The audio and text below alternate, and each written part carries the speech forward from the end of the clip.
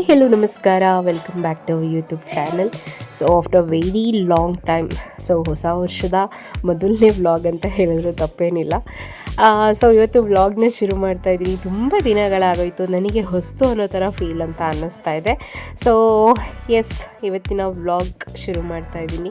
I hope ಇವತ್ತಿನ vlog ಎಲ್ಲರಿಗೂ ಇಷ್ಟ ಆಗುತ್ತೆ ಅಂತ ಭಾವಿಸ್ತೀನಿ. ಇಷ್ಟ ಆದರೆ ಗೊತ್ತಲ್ಲ, ಒಂದು ಪುಟ್ಟ ಲೈಕ್, ಶೇರ್, ಕಮೆಂಟ್, ಹಾಗೆ ಇನ್ನೂ ಯಾರಾದರೂ ನನ್ನ ಚಾನಲ್ನ ಸಬ್ಸ್ಕ್ರೈಬ್ ಮಾಡದೆ ನೋಡ್ತಿದ್ರೆ ದಯವಿಟ್ಟು ಹೋಗಿ ಸಬ್ಸ್ಕ್ರೈಬ್ ಮಾಡಿ, ಹಾಗೆ ಇದೇ ಥರ ಸಪೋರ್ಟ್ ಮಾಡ್ತೀರಿ ಅಂತ ಹೇಳ್ತಾ, ಸೊ ಇವತ್ತು ಬಂದು ಶುಕ್ರವಾರ. ಸೊ ಶುಕ್ರವಾರ ವ್ಲಾಗ್ನ ಶುರು ಮಾಡಿದ್ದೀನಿ. ಸೊ ಮಾರ್ನಿಂಗ್ ವೈಬ್ ತುಂಬ ಚೆನ್ನಾಗಿದೆ ಅಂತ ಅನ್ನಿಸ್ತು. ಸೊ ವೈ ನಾಟ್ ಒಂದು ವ್ಲಾಗ್ನ ಶುರು ಮಾಡಬಾರ್ದು ಅಂತ ಹೇಳಿ ವ್ಲಾಗ್ನ ಶುರು ಮಾಡ್ತೀನಿ. ಸೊ ಸುಮಾರು ದಿನದಿಂದ ವ್ಲಾಗ್ ಮಾಡೋಕ್ಕೆ ಆಗಿರಲಿಲ್ಲ. ಸೊ ವೀಡಿಯೋಸ್ ಎಲ್ಲ ಕ್ಯಾಪ್ಚರ್ ಮಾಡಿ ಇಟ್ಕೊತಿದ್ದೆ, ಬಟ್ ನನಗೆ ಎಡಿಟಿಂಗಿಗೆ ತುಂಬ ಟೈಮ್ ಬೇಕಾಗ್ತಿತ್ತು. And I take a rest. ಸ್ವಲ್ಪ ನನಗೆ ರೆಸ್ಟ್ ಕೂಡ ಬೇಕಾಗಿತ್ತು. ಸೊ ಹಾಗಾಗಿ ಸ್ವಲ್ಪ ಬ್ರೇಕ್ ತೊಗೊಂಡೆ ಅಷ್ಟೇ. ಸೊ ಎಸ್, ಇವತ್ತಿನ ವ್ಲಾಗ್ನ ಶುರು ಮಾಡ್ತಾಯಿದ್ದೀನಿ. ಇವತ್ತಿನ ವ್ಲಾಗ್ ಎಲ್ರಿಗೂ ಇಷ್ಟ ಆಗುತ್ತೆ ಅಂತ ಭಾವಿಸ್ತಾ, ಓಕೆ, ನೋಡ್ತಾ ಇರ್ಬೋದು ನನ್ನ ಮಗ ಎಲ್ಲರನ್ನೂ ಹಾಯ್ ಮಾಡಿ ಫ್ಲೈಂಗ್ ಕಿಸ್ ಕೊಟ್ಟು ವ್ಲಾಗಿಗೆ ವೆಲ್ಕಮ್ ಮಾಡ್ತಿದ್ದಾರೆ. ಸೊ ಎಸ್, ಓಕೆ, ಇವತ್ತಿನ ವ್ಲಾಗ್ನ ಶುರು ಮಾಡೋಣ. ಸೊ ನಾನು ಆಗಲೇ ಹೇಳಿದಾಗೆ ಇವತ್ತು ಬಂದು ಶುಕ್ರವಾರ. ಸೊ ಯೂಶ್ವಲಿ ವಾರದ ಜೊತೆಗೆ ಇವತ್ತು ಬಂದು ನಮ್ಮ ಮನೆ ದೇವರ ಪಟ್ಲದಮ್ಮನಿಗೆ ಆರತಿ ಪೂಜೆ ಎಲ್ಲ ಇದೆ. ಸೊ ಹಾಗಾಗಿ ಬೆಳಗ್ಗೆ ಬೇಗನೆ ಎಲ್ಲ ರೆಡಿಯಾಗಿದೆ. ನೋಡ್ತಾ ಇರ್ಬೋದು, ಎಲ್ಲ ರೆಡಿ ಮಾಡಿ ಕೂಡ ಇಟ್ಕೊಂಡಿದ್ದೀನಿ. ಆ್ಯಂಡ್ ಇವಾಗ ನಾವು ದೇವಸ್ಥಾನದ ಹತ್ರ ಬಂದ್ವಿ.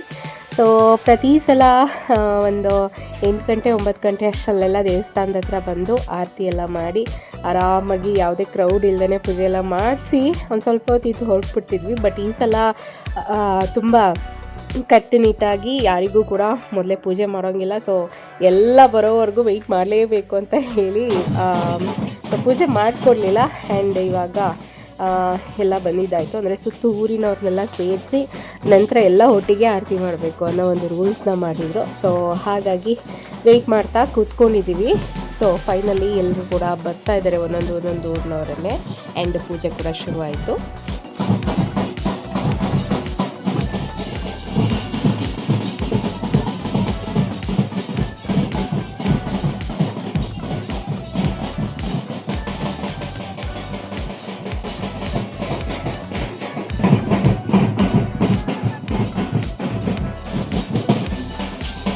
ಸೊ ನಾವು ಯೂಶ್ವಲಿ ಬೇಗನೆ ಹೋಗಿ ಬೇಗನೆ ಬರ್ತಿದ್ವಿ ಅಲ್ವ ಪ್ರತಿ ಸಲ. ಸೊ ಈ ಸಲನೂ ಹಾಗೆ ಆಗುತ್ತೆ ಅಂತ ಹೇಳಿ ಬೆಳಗ್ಗೆ 9 ಗಂಟೆ ಅಷ್ಟರಲ್ಲೆಲ್ಲ ದೇವಸ್ಥಾನದ ಹತ್ರ ಹೋಗಿದ್ವಿ. ಆ್ಯಂಡ್ ಬಂದು ತಿಂಡಿ ಮಾಡೋಕ್ಕಾಗುತ್ತೆ ಅಂತ ಹೇಳಿ ತಿಂಡಿ ಮಾಡ್ಕೊಂಡು ಹೋಗಿರಲಿಲ್ಲ. ಆ್ಯಂಡ್ ಪುಟಾಣಿ ಮತ್ತು ಹರ್ಷ ಕೂಡ ಹಾಗೇ ಬಂದಿದ್ದರು. ಬಟ್ ಯಾವಾಗ ತಡ ಆಗುತ್ತೆ ಅಂತ ಗೊತ್ತಾಯಿತು, ಆಗ ನಾನು ಹರ್ಷನ ಮತ್ತು ಪುಟಾಣಿನ ಕಳಿಸ್ಬಿಟ್ಟೆ. ಫಸ್ಟು ಪುಟಾಣಿಗೆ ಸ್ವಲ್ಪ ತಿಂಡಿ ತಿನ್ನಿಸಿ ಅಂತ ಹೇಳಿ. ಸೊ ಅವ್ರ ಮನೆಗೆ ಬಂದು ಪುಟಾಣಿಗೆ ತಿಂಡಿ ತಿನ್ನಿಸಿ ಎಗೈನ್ ನನ್ನ ಪೂಜೆ ಎಲ್ಲ ಆದಮೇಲೆ ಕಾಲ್ ಮಾಡಿದೆ, ಬಂದು ಕರ್ಕೊಂಡು ಬಂದರು. ಆ್ಯಂಡ್ ಇವಾಗ ನಾನು ಈ ಥರ ಬಂದು ತಿಂಡಿ ಎಲ್ಲ ಮಾಡೋದಕ್ಕೆ ತಡ ಆಗುತ್ತೆ ಅಂಥೇಳಿ ಹಿಂದಿನ ದಿನವೇ ನಾನು ದೋಸೆ ಮಾಡಬೇಕು ಅಂಥೇಳಿ ಎಲ್ಲ ಪ್ರಿಪೇರ್ ಮಾಡಿ ಇಟ್ಟಿದ್ದೆ. ಸೊ ಬಂದು ಇವಾಗ ಸ್ವಲ್ಪ ಚಟ್ನಿ ಮಾಡಿಕೊಂಡು ದೋಸೆ ಹಾಕ್ಕೊಡ್ತಾಯಿದ್ದೀನಿ. ಆ್ಯಂಡ್ ಹರ್ಷ ಕೂಡ ತಿಂದಿರಲಿಲ್ಲ, ಬರೀ ಪುಟಾಣಿಗೆ ಮಾತ್ರ ತಿನ್ಸ್ಕೊಂಡು ಕರ್ಕೊಂಡು ಬಂದಿದ್ದರು. ಸೊ ಇವಾಗ ಬಂದು ಬಿಸಿ ಬಿಸಿಯಾಗಿ ದೋಸೆ ಎಲ್ಲ ಹಾಕ್ಕೊಡ್ತಾಯಿದ್ದೀನಿ, ಚಟ್ನಿ ಎಲ್ಲ ಮಾಡಿ. ಆ್ಯಂಡ್ ನಂದು ದೇವಸ್ಥಾನಕ್ಕೆ ಹೋಗೋ ಗಡಿಬಿಡಿನಲ್ಲಿ ಸ್ವಲ್ಪ ಎಲ್ಲ ಕಿಚನೆಲ್ಲ ಮೆಸ್ಸಿ ಆಗಿತ್ತು. ಟೈಮ್ ಆಗಿಬಿಡುತ್ತೆ, ಬೇಗ ಬಂದುಬಿಡೋಣ, ರಶ್ ಆಗಿಬಿಡ್ತಾರೆ ಅಂತ ಹೇಳಿ ಹೊರಟೋದೆ. ಬಟ್ ಅಲ್ಲಿ ನೋಡಿದ್ರೆ ಈ ಸಲ ಎಲ್ಲ ಉಲ್ಟಾ ಹೊಡೆದ್ಬಿಡ್ತು. ಆ್ಯಂಡ್ ತಿಂಡಿ ಯಾವುದೇ ವಿಷಯ ಆದರೂ ಅಷ್ಟೇ, ನನಗೂ ಅಷ್ಟೇ ಹರ್ಷಂಗೂ ಅಷ್ಟೇ, ಎಲ್ಲ ನಮಗೆ ಬಿಸಿ ಬಿಸಿಯಾಗಿರಬೇಕು. ಇನ್ನು ಮೊದಲೇ ಮಾಡಿಟ್ಟು ಹೋಗಿ ತಣ್ಣಗಾಗಿರೋ ತಿಂಡಿ ತಿನ್ನೋದು ಅಂತಂದರೆ ಸ್ವಲ್ಪ ಇರ್ಸು ಮುರ್ಸು ಅಂತ ಅನಿಸುತ್ತೆ. ಸೊ ಹಾಗಾಗಿ ಬಂದ ತಕ್ಷಣ ಬಿಸಿ ಬಿಸಿ ದೋಸೆ ಹಾಕ್ಕೊಂಡು ತಿನ್ಬೋದಲ್ಲ ಅಂತ ಹೇಳಿ ದೋಸೆಗೆ ರೆಡಿ ಮಾಡಿಟ್ಟಿದ್ದೆ. ಇವತ್ತು ಬಂದು ಹೆಸರು ಕಾಳು ದೋಸೆ ಮಾಡ್ತಾಯಿದ್ದೀನಿ. ಪುಟಾಣಿಗೆ ಸ್ವಲ್ಪ ದೋಸೆ ಐಟಮ್ ಅಂದರೆ ಸಿಕ್ಕಾಪಟ್ಟೆ ಇಷ್ಟ ಆಗುತ್ತೆ. ಅನ್ನ ಎಲ್ಲ ಸ್ವಲ್ಪ ಕಮ್ಮಿನೇ ತಿನ್ನೋದು. ಹಾಗಾಗಿ ಪ್ರತಿ ಸಲ ಅವನಿಗೆ ಏನಾದರೂ ಒಂದೊಂದು ವೆರೈಟಿ ದೋಸೆಗಳು ಮಾಡ್ತಾಯಿರ್ತೀನಿ. ಅವ್ರ ಜೊತೆಗೆ ನಾವು ಕೂಡ ತಿಂತೀವಿ. ಆ್ಯಂಡ್ ತಂಬಿಟ್ಟು ಅಷ್ಟೇ, ದೇವಕ್ಕೆ ಆರತಿಗೆ ಎಷ್ಟು ಬೇಕೋ ಅಷ್ಟು ಮಾತ್ರ ಕಲಸಿ ತೊಗೊಂಡೋಗಿದ್ದೆ. ಹೇಳಿದ್ನೆಲ್ಲ ಗಡಿಬಿಡಿಲಿ ಟೈಮ್ ಆಗಿಬಿಡುತ್ತೆ ಅಂತ ಹೇಳಿ. ಆ್ಯಂಡ್ ಇವಾಗ ಮಿಕ್ಕಿದ್ದೆಲ್ಲ ಹಾಕಿ ಕಲಿಸ್ತಾ ಇದ್ದೀನಿ. ನೋಡ್ತಾ ಇರ್ಬೋದು, ಪುಟಾಣಿಗೆ ನಿದ್ದೆ ಟೈಮ್ ಕೂಡ ಆಗೋಗಿತ್ತು. ಆ್ಯಕ್ಚುಲಿ ಪುಟಾಣಿದು ಯಾವಾಗಲೂ ಪರ್ಮನೆಂಟ್ ಪ್ಲೇಸ್. ಅವರಪ್ಪ ಊಟ ಮಾಡ್ತಿರ್ಲಿ, ತಿಂಡಿ ತಿಂತಾ ಇರಲಿ, ಹೋಗಿ ಅಲ್ಲಿ ಕೂತ್ಕೊಂಡ್ಬಿಡ್ತಾನೆ. ಸೊ ಹರ್ಷ ಅಂತೂ ಇತ್ತೀಚೆಗೆಲ್ಲ ಇದೇ ಪೊಸಿಷನಲ್ಲೇ ಊಟ ಮಾಡೋದು. ಆ್ಯಂಡ್ ಅಲ್ಲೇ ನಿದ್ದೆ ಬಂದು ಕೂಡ ಮಲ್ಕೊಂಡ್ಬಿಡ್ತು. ಆ್ಯಂಡ್ ನಾವು ತಿಂಡಿ ಎಲ್ಲ ಮುಗಿಸಿ ಆ್ಯಂಡ್ ಕಿಚನೆಲ್ಲ ಕ್ಲೀನ್ ಮಾಡಿ ಇವಾಗ ಸ್ವಲ್ಪ ಬಿಸಿಲು ತುಂಬ ಇತ್ತು. ಆ್ಯಂಡ್ ತುಂಬ ಟೈಮಿಂದ ಅಲ್ಲಿ ನಿಂತಿದ್ದ ಕಾರಣ ನನಗೂ ಸ್ವಲ್ಪ ರೆಸ್ಟ್ ಬೇಕಾಗಿತ್ತು. ಆ್ಯಂಡ್ ಇವಾಗ ಒಂದು ರೌಂಡ್ ನಿದ್ದೆ. ಸೊ ನಮಗೆ ಇದು ಯೂಶ್ವಲಿ ನಿದ್ದೆ ಮಾಡೋ ಟೈಮಿಂಗ್ಸೇ. ಒಂದು ಹಾಫ್ ಆನ್ ಅವರ್ ಆದರೂ ಸರಿ ನಿದ್ದೆ ಮಾಡಿದರೆ ಸ್ವಲ್ಪ ರಿಫ್ರೆಶ್ಮೆಂಟ್ ಅಂತ ಅನಿಸುತ್ತೆ. ಸೊ ಹಾಗಾಗಿ ಇವಾಗ ತಿಂಡಿ ಎಲ್ಲ ಆಯಿತು, ಅಡುಗೆ ಮಾಡಬೇಕು. ಅಷ್ಟರಲ್ಲಿ ಒಂದು ಹಾಫ್ ಆನ್ ಅವರ್ ನಿದ್ದೆ ಮಾಡಿ ಎದ್ದೇಳೋಣ ಅಂತ ಹೇಳಿ ರೆಸ್ಟ್ ಮಾಡೋಣ ಅಂತ ಹೇಳಿ ಹೊರಟಿದ್ದೀನಿ.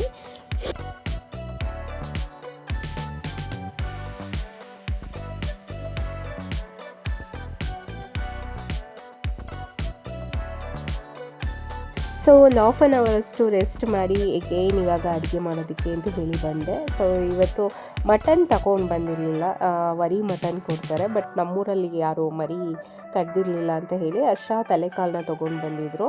ಆ್ಯಂಡ್ ಎಸ್ ಇವಾಗ ಆಲ್ಮೋಸ್ಟ್ 12:30 ಆಗ್ತಾ ಬರ್ತಿದೆ. ನಾವು ಯೂಶ್ವಲಿ ಮಧ್ಯಾಹ್ನ 2 ಗಂಟೆ ಅಷ್ಟರಲ್ಲಿ ನಮಗೆ ಊಟ ರೆಡಿ ಇರಬೇಕು. ಸೊ ನಾವು ಟೇಬಲ್ನ ಮಾಡ್ಕೊಂಬಿಟ್ಟಿದ್ವಿ ಊಟ ತಿಂಡಿಗೆಲ್ಲ.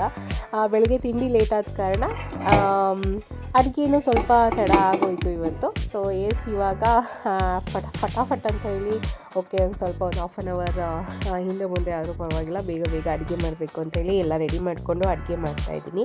ಆ್ಯಂಡ್ ಇವತ್ತು ಬ್ರೈನ್ ಫ್ರೈನ ನಾನು ಬೇರೆ ಥರ ಮಾಡ್ತಾಯಿದ್ದೀನಿ. ಯೂಶ್ವಲಿ ಬೇರೆ ಥರ ಮಾಡಿಕೊಡ್ತೀನಿ ಪುಟಾಣಿಗೆ ಮೊಟ್ಟೆ ಎಲ್ಲ ಹಾಕಿ, ಬಟ್ ಇವತ್ತು ಅಷ್ಟೊಂದು ಟೈಮ್ ಇಲ್ದಿರೋ ಕಾರಣ ಹಾಗೆ ಒಗ್ಗರಣೆಗೆ ಅಂತ ರೆಡಿ ಮಾಡ್ಕೊಂಡಿದ್ದು ಮಸಾಲನ್ನೇ ಹಾಕಿ ಬ್ರೈನ್ ಫ್ರೈ ಮಾಡ್ಕೊಡ್ತಾಯಿದ್ದೀನಿ. ಆ್ಯಂಡ್ ನನ್ನ ಮಗ ತುಂಬ ಇಷ್ಟಪಟ್ಟು ತಿಂದ. ನೆಕ್ಸ್ಟ್ ಟೈಮ್ ಹೀಗೆ ಮಾಡ್ಕೊಡ್ಬೇಕು ಅಂತ ಹೇಳಿ ಅಂದ್ಕೊಂಡು ನನ್ನ ಮಗನಿಗೂ ಕೂಡ ತಿನ್ನಿಸಿದ್ದಾಯಿತು. ಆ್ಯಂಡ್ ನಾನ್ ವೆಜ್ ಅಂತ ಆದಮೇಲೆ ಮುದ್ದೆ ಇಲ್ಲ ಅಂದರೆ ಅದು ಇನ್ಕಂಪ್ಲೀಟ್. ಅದೊಂದು ಪರ್ಫೆಕ್ಟ್ ಕಾಂಬಿನೇಷನ್ ಅಂತ ಅಂದರೆ ನಾನ್ ವೆಜ್ ಜೊತೆಗೆ ಮುದ್ದೆ ಇರಬೇಕು. ಸೊ ನಾನು ಫಟಾಫಟ್ ಅಂತ ಹೇಳಿ ಅಡುಗೆ ಎಲ್ಲ ಕಂಪ್ಲೀಟ್ ಮಾಡಿ ಆ್ಯಂಡ್ ಮುದ್ದೆ ಕೂಡ ಮಾಡ್ತಾಯಿದ್ದೀನಿ. ಫೈನಲಿ ಅಡುಗೆ ಕೂಡ ರೆಡಿ ಆಯಿತು. ಆಲ್ಮೋಸ್ಟ್ 2 o'clock ಆಗಿತ್ತು, ಬಟ್ ತಿಂಡಿ ಲೇಟಾಗಿ ತಿಂದಿರೋದ್ರಿಂದ ಬ್ಯಾಲೆನ್ಸ್ ಆಯಿತು.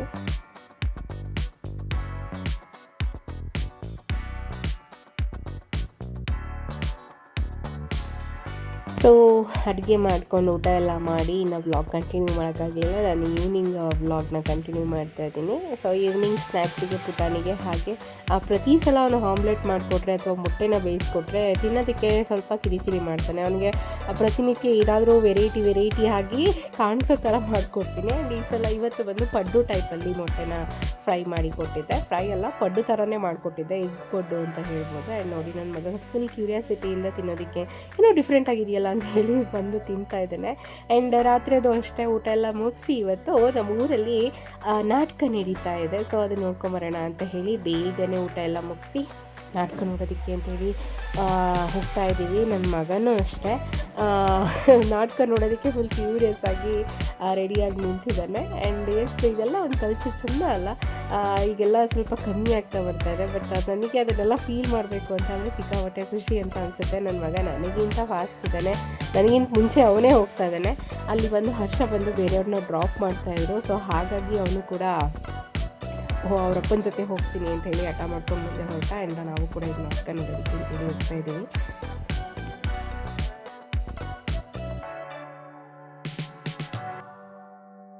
ಸೊ ಇನ್ನೂ ನಾಟಕ ಶುರು ಆಗಿರಲಿಲ್ಲ. ಇವತ್ತಿನ ನಾಟಕ ಬಂದು ನಾಟ್ ಡ್ಯಾಮ್ ಶೋರ್, ಬಟ್ ದಕ್ಷ ಬ್ರಹ್ಮ ಮತ್ತು ಮೃಗು ಮಹರ್ಷಿ ಗರ್ವಭಂಗ ಅಂತ ಅಂದ್ಕೊತೀನಿ. ಸೇಮ್ ಹಾಗೆ ಬರುತ್ತೆ. ಆ್ಯಂಡ್ ನೋಡ್ತಾ ಇರ್ಬೋದು ನನ್ನ ಪುಟಾಣಿ ಮಸ್ತ್ ಎಂಜಾಯ್ಮೆಂಟ್ ಮಾಡಿದ್ದಾನೆ. ತುಂಬ ಚೆನ್ನಾಗಿ ಆಟ ಆಡಿಕೊಂಡು ಟೈಮ್ ಪಾಸ್ ಮಾಡ್ದೆ. ಆ್ಯಂಡ್ ನಮ್ಮ ಮನೆ ಪಕ್ಕದವರು ಕೂಡ ಇವತ್ತು ಡ್ರಾಮಾದಲ್ಲಿ ಜಾಯ್ನ್ ಆಗಿದ್ರು. ಸೊ ಹಾಗಾಗಿ ಬರಲೇಬೇಕು ಅಂತ ಹೇಳಿದರು. ಸೊ ಹಾಗಾಗಿ ನಾನು ಇವತ್ತು ಲೈವ್ ಆಗಿ ನಾಟಕ ನೋಡೋಂಗಾಯಿತು. ಆ್ಯಂಡ್ ತುಂಬ ಚೆನ್ನಾಗಿ ಮಾಡಿದ್ರು.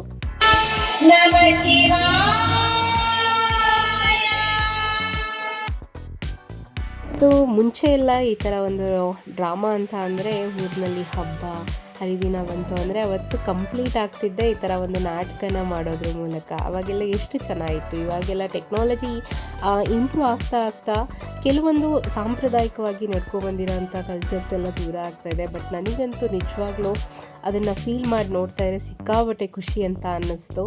ಆ್ಯಂಡ್ ಅದನ್ನು ಹೇಳೋಕ್ಕಾಗಲ್ಲ.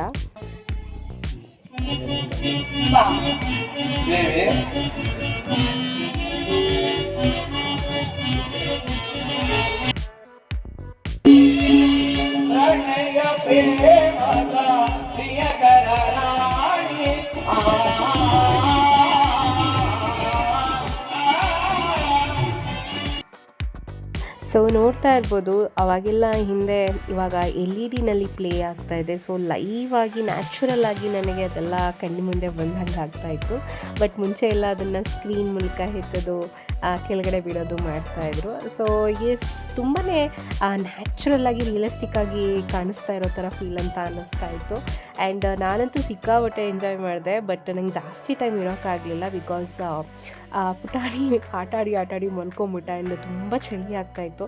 ಸೊ ನನಗೆ ಈ ಪ್ರಿಕಾಷನ್ಸ್ ಏನು ನಂಗೆ ಗೊತ್ತಿರಲಿಲ್ಲ ಚಳಿ ಆಗುತ್ತೆ ಅಂತೇಳಿ. ಏನಾದರೂ ತೊಗೊಂಬರ್ಬೇಕಿತ್ತು ಶಾಲು ಅಥವಾ ಏನಾದರೂ. ಆ್ಯಂಡ್ ಅವನಿಗೂ ಕೂಡ ನಾನು ಟೋಪಿ ಎಲ್ಲ ಹಾಕೊಂಡು ಕರ್ಕೊಬಂದಿರಲಿಲ್ಲ. ಸೊ ಹಾಗಾಗಿ ಬೇಗನೆ ಹೊರಟ್ಬಿಟ್ವಿ. ಒಂದು 12 o'clockವರೆಗೂ ಇದ್ವಿ. ಸೊ ನೋಡ್ತಾ ಇರ್ಬೋದು ಎಷ್ಟು ರಿಯಲಿಸ್ಟಿಕ್ ಆಗಿದೆ ಅಲ್ವಾ. ಆ್ಯಂಡ್ ಇದೆಲ್ಲ ಒಂದು ಟ್ಯಾಲೆಂಟ್ ಎಲ್ರಿಗೂ ಬರೋದಿಲ್ಲ. ಸೊ ಕಲೆ ಅನ್ನೋದು ಯಾರ ಸ್ವತ್ತು ಅಲ್ಲ ಅಂತ ಹೇಳ್ತಾರಲ್ಲ ಹಾಗೆ. ಸೊ ಅಷ್ಟೆಲ್ಲ ಬಾಯೆಟ್ ಮಾಡಿ ಅದೆಲ್ಲ ಡೈಲಾಗ್ಸ್ ಎಲ್ಲ ನೆನ್ಪಿಟ್ಕೊಂಡು ಒಂದೇ ಟೇಕ್ನಲ್ಲಿ ಆನ್ ದ ಸ್ಪಾಟ್ ಮಾಡೋದಿದೆಯಲ್ಲ, ಅದೊಂಥರ ಎಕ್ಸ್ಟ್ರಾ ಟ್ಯಾಲೆಂಟ್ ಬೇಕು. ಆ್ಯಂಡ್ ನಿಜವಾಗ್ಲೂ ಹ್ಯಾಟ್ಸ್ ಆಫ್ ಅನ್ಬೇಕು. ಪರಿಣಮಿಸಲಿಲ್ಲವೇ? ಪರಿಣಮಿಸಿತು. ಆದರೆ ಬ್ರಹ್ಮಾಂಡದ ಹೆಚ್ಚಿನ ಕುಂದಿನ ಘನತೆಗಳನ್ನು ಸರಿಪಡಿಸುವ ಆ ನವಬ್ರಹ್ಮರುಗಳಾರು ದೇವ ಅವರುಗಳೇ ನನ್ನ ಮಾನಸ ಬ್ರಹ್ಮನಿಂದ ಕುಲವೆತ್ತಿ ರೂಪಾಕಾರವಾದ ನವಬ್ರಹ್ಮ ಋಷಿಗಳು. ಅವರಿಂದು ನನ್ನ ಪಂಚಾಕ್ಷರಿಯ ಪಂಚಭೂತಗಳಲ್ಲಿ ವಿಲೀನವಾಗಿ ಈ ಸೃಷ್ಟಿಗೆ ಸಹಾಯಕರಾಗುವರು. ಅವರಲ್ಲಿ ಗಂಗಾಣ ವೀರ್ಪರಿ ಬ್ರಹ್ಮಾಂಡದಲ್ಲಿ ಅದು ಅತ್ತ ನೋಡುತ್ತೇನೆ. ನನ್ನ ಸತ್ವ ರಾಜಸ ತಪೋ ಗುಣಗಳ ಕಾರ 3 ಆರಾಧಿಸುತ್ತಿರುವರ ಆ ನವಬ್ರಹ್ಮ ಋಷಿಗಳು. ನೋಡಿದನು ಪರಮಾತ್ಮ. ಆ ಋಷಿಗಳಲ್ಲಿ ದಿವ್ಯ ತೇಜಸ್ಸು ನನ್ನ ಕಣ್ಣಿನ ನೋಟವನ್ನೇ ಹಿಂದಕ್ಕೆ ಸೆಳೆಯಿತು. ಪ್ರಾಣೇಶ್ವರ ಅವರಾರು ನನಗೆ ತಿಳಿಸಿ ಹೇಳಿದ್ರ? ಹೇಳುವೆನು ದೇವಿ. ಆ ಕುಮುದ ಪೀಠದ ಮೇಲೆ ನೀರಾಂಬರವನ್ನು ನಂದನವನದ ನೀರ ಅಸ್ಥಿಯ ಮೈಬಣ್ಣವನ್ನು ಧಿಕ್ಕರಿಸಿ ಮೆರೆಯುತ್ತಿರುವ ಬ್ರಹ್ಮ ಯೋಗಿಗಳೇ, ನನ್ನ ಸಾತ್ವಿಕದ ಅತ್ರಿ ನಾರದ ವಸಿಷ್ಠರುಗಳು. ಸ್ವಾಮಿ ರತ್ನಾಂಬರವನ್ನು ಧರಿಸಿ ರತ್ನ ಪೀಠದ ಮೇಲೆ ಕುಳಿತು ಕುಂಕುಮದ ಕಾಂತಿಯನ್ನೇ ಅಲ್ಲಗಳೆಯುತ್ತಿರುವ ಆ ಋಷಿಗಳು. ದೇವಿ ಅವರುಗಳೇ ನನ್ನ ಪವಿತ್ರ ತಾಮಸ ಕಡೆಯಿಂದ ಉದ್ಭವಿಸಿದ ಗಾರ್ಗೆಯ ಭಾರದ್ವಾಜರೆಂಬ ಗೌತಮ ಋಷಿಗಳು. ಪ್ರಾಣೇಶ್ವರ ಪಟ್ಟ ಮಡಿಯನ್ನಿಟ್ಟು ಪರಾಮದ ಪೀಠದ ಮೇಲೆ ಕುಳಿತು ಪಾನರಿಯ ಪ್ರಕಾಶವನ್ನೇ ಪಡೆಯುತ್ತಿರುವ ಆ ಪರಮದೇವರುಗಳು. ದೇವಿ ಆ ಬ್ರಹ್ಮ ದೇವರುಗಳೇ ಅಂಗಿರಸ ಕಶ್ಯಪ ಎಂಬ ಸೃಷ್ಟಿಕರ್ತನ ಪ್ರತಿರೂಪಗಳು. ಅದು ಇನ್ನು ರಾತ್ರಿ ನಾಟಕ ಮುಗಿಸಿ ಮನೆಗೆ ಬಂದು ಮಲಗೋಷ್ಟರಲ್ಲಿ ಟೈಮ್ ಆಗೋಯ್ತು. ನಾವು ಪೂರ ಇರೋಕ್ಕಾಗಲಿಲ್ಲ. ಒಂದು 12 o'clockವರೆಗೂ ಇದ್ದು ಪುಟಾಣಿ ಮಲಗಿಬಿಟ್ಟ. ಸಿಕ್ಕಾಪಟ್ಟೆ ಥಂಡಿ ಅಂತ ಅನ್ನಿಸ್ತಾ ಇತ್ತು. ಇನ್ನು ಪುಟಾಣಿಗೆ ಶೀತ ಆಗಿಬಿಡುತ್ತೆ ಅಂಥೇಳಿ ಸ್ವಲ್ಪ ಬೇಗನೆ ಹೊರಟು ಬಂದುಬಿಟ್ವಿ. ಇನ್ನು ಬೆಳಗ್ಗೆ ಸ್ವಲ್ಪ ತಡವಾಗಿ ಎದ್ದು ತಿಂಡಿ ಎಲ್ಲ ಮುಗಿಸಿ ಹಿಂದಿನ ದಿನವೇ ಬೆಣ್ಣೆ ತೊಗೊಂಬಂದಿದ್ರು ಅಷ್ಟೇ. ಸೊ ನಾನು ಅದನ್ನು ಕಾಯಿಸಿರಲಿಲ್ಲ. ಸೊ ಇವಾಗ ನಾನು ತುಪ್ಪ ಕಾಯಿಸೋಣ ಅಂತ ಹೇಳಿ ಬೆಣ್ಣೆನ ಕಾಯೋದಕ್ಕೆ ಅಂತ ಹೇಳಿ ಇಟ್ಕೊಂಡಿದ್ದೀನಿ. ಆ್ಯಂಡ್ ಇದು ನಮಗೆ ಒಂದು ಅಪ್ರಾಕ್ಸಿಮೇಟ್ಲಿ 1 ತಿಂಗಳವರೆಗೂ ಬರುತ್ತೆ. ಸೊ ಪುಟಾಣಿಗೂ ನಮಗೆ ಎಲ್ರಿಗೂ ಸೇರಿನೇ ನಾನು ಬೆಣ್ಣೆನ ಮಾಡೋದು. ಆ್ಯಂಡ್ ಇಲ್ಲಿ ಬಂದು ನಾನು ಬೆಳ್ಳುಳ್ಳಿ, ಒಂದು ವೀಳ್ಯದೆಲೆ ಆ್ಯಂಡ್ ಒಂದು 3 ಲವಂಗ, ಮೆಣಸು. ಪುಟಾಣಿ ಕೊಡೋದ್ರಿಂದ ಶೀತ ಆಗಬಾರ್ದು ಅಂತ ಹೇಳಿ ಲವಂಗ, ಮೆಣಸು ಇದನ್ನೆಲ್ಲ ಆ್ಯಡ್ ಮಾಡ್ತೀನಿ. ಆ್ಯಂಡ್ ಒಂದು ಪೌಡರ್ ಬಂದು ಅರಿಶಿನ ಪುಡಿ, ಏಲಕ್ಕಿ ಕಾಯಿ ಮತ್ತು ಮೆಂತ್ಯನ ಹುರಿದ್ಬಿಟ್ಟು ಪೌಡರ್ ಮಾಡಿ ಇಟ್ಕೊಂಡಿದ್ದೀನಿ. ಈ ಥರ ಪ್ರತಿ ಸಲ ತುಪ್ಪ ಮಾಡಬೇಕಾದ್ರೂ ಅದನ್ನು ಪೌಡ್ರ್ ಮಾಡ್ಕೊಳಕ್ಕಾಗಲ್ಲ ಅಂಥೇಳಿ ಒಂದು ಸಲ ಮಾಡಿ ಇಟ್ಕೊಂಡಿದ್ದೀನಿ.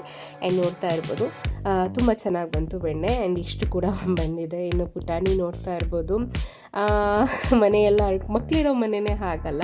ಮನೆ ತುಂಬ ಆಟ ಸಾಮಾನುಗಳೆಲ್ಲ ಇಟ್ಕೊಂಡು ಹರಡ್ಕೊಂಡು ಆಟ ಆಡ್ತಾ ಇದ್ದಾನೆ. ಆ್ಯಂಡ್ ಇವತ್ತು ಇನ್ನೊಂದು ಸ್ಪೆಷಲ್ ಏನಪ್ಪ ಅಂತ ಅಂದರೆ ವ್ಯಾಲೆಂಟೈನ್ಸ್ ಡೇ ಕೂಡ. ಆ್ಯಂಡ್ ಅಷ್ಟ ಸ್ವಲ್ಪ ಐಟಮ್ಸ್ ಬೇಕಾಗಿತ್ತು. ಪಾಂಡುಪುರ ಹೋಗಿದ್ರು, ಸೊ ತೊಗೊಂಡು ಬಂದಿದ್ರು. ಆ್ಯಂಡ್ ಇನ್ನೊಂದು ಏನಂದರೆ ಇವತ್ತು ವ್ಯಾಲೆಂಟೈನ್ಸ್ ಡೇಗೆ ನಮ್ಮ ವರ್ಷ ಒಂದು ಸ್ವೀಟ್ಸ್ನ ತೊಗೊಂಡು ಬಂದಿದ್ರು. ನಾನು ಇಷ್ಟಪಡೋವಂಥ ಸ್ವೀಟ್ಸ್ನ ಆ್ಯಂಡ್ ಜೊತೆ ಕೇಕ್ ಕೂಡ ತೊಗೊಂಡ್ಬಂದಿದ್ದಾರೆ. ಸೊ ಒಂದು ಖುಷಿ ಏನಂತ ಅಂದರೆ ಚಿಕ್ಕ ಮಕ್ಕಳ ಥರ ನನ್ನನ್ನು ಟ್ರೀಟ್ ಮಾಡ್ತಾರಲ್ಲ, ಅದೇ ದೊಡ್ಡ ಖುಷಿ. ಸೊ ಇವತ್ತು ವ್ಯಾಲೆಂಟೈನ್ಸ್ ಡೇ ಸ್ಪೆಷಲ್ ಆಗಿ ಇನ್ಫ್ಯಾಕ್ಟ್ ಎಲ್ಲರೂ ಬಂದು ಅವ್ರವ್ರ ಹೆಂಡತಿರಿಗೆ, ಗರ್ಲ್ ಫ್ರೆಂಡ್ಸ್ಗೆ ಏನೇನಾದರೂ ಸ್ವಲ್ಪ ಎಕ್ಸ್ಪೆನ್ಸಿವ್ ಗಿಫ್ಟ್ಗಳನ್ನ ಕೊಡ್ತಾರೆ. ಬಟ್ ಐ ಡೋಂಟ್ ನೋ, ನಾನು ಅದನ್ನೆಲ್ಲ ಎಕ್ಸ್ಪೆಕ್ಟ್ ಮಾಡಲ್ಲ. ಎಕ್ಸ್ಪೆನ್ಸಿವ್ ಗಿಫ್ಟೇ ಬೇಕು, ಅದೇ ಬೇಕು, ಇದೇ ಬೇಕು ಅಂತೇಳಿ. Because I am very foodie. ನನಗೆ ಸ್ಪೆಷಲಿ ಜಂಕ್ ಫುಡ್ಸ್ ಅಂತ ಅಂದರೆ ಸಿಕ್ಕಾಪಟ್ಟೆ ಇಷ್ಟಪಡ್ತೀನಿ. ಸೊ ನಾನು ಏನು ಕೊಟ್ಟರೆ ಖುಷಿ ಪಡ್ತೀನಿ ಅಂತ ಹೇಳಿ ಅವ್ರಿಗೆ ಗೊತ್ತಿದೆ. ಗಿಫ್ಟ್ ಅಂತ ಬಂದಾಗ ನಾವು ಇವತ್ತೇ ತೊಗೋಬೇಕು, ವ್ಯಾಲೆಂಟೈನ್ಸ್ ಡೇ ದಿನನೇ ತೊಗೋಬೇಕು ಅಂತ ಅದೆಲ್ಲ ನಾವು ರೂಲ್ಸ್ ಇಟ್ಕೊಂಡಿಲ್ಲ. ಬೇಕು ಅಂದಾಗ ಕೇಳ್ತೀನಿ, ಕೊಡಿಸ್ತಾರೆ, ಅಥವಾ ಅವರಾಗೆ ಕೊಡಿಸ್ತಾರೆ. ನಾಟ್ ಓನ್ಲಿ ವ್ಯಾಲೆಂಟೈನ್ಸ್ ಡೇ ಅಥವಾ ಏನೋ ಒಂದು ಸ್ಪೆಷಲ್ ಮೂಮೆಂಟ್ ಬರಬೇಕು, ಸ್ಪೆಷಲ್ ದಿನನೇ ಬರಬೇಕು ಅಂತ ಏನಿಲ್ಲ.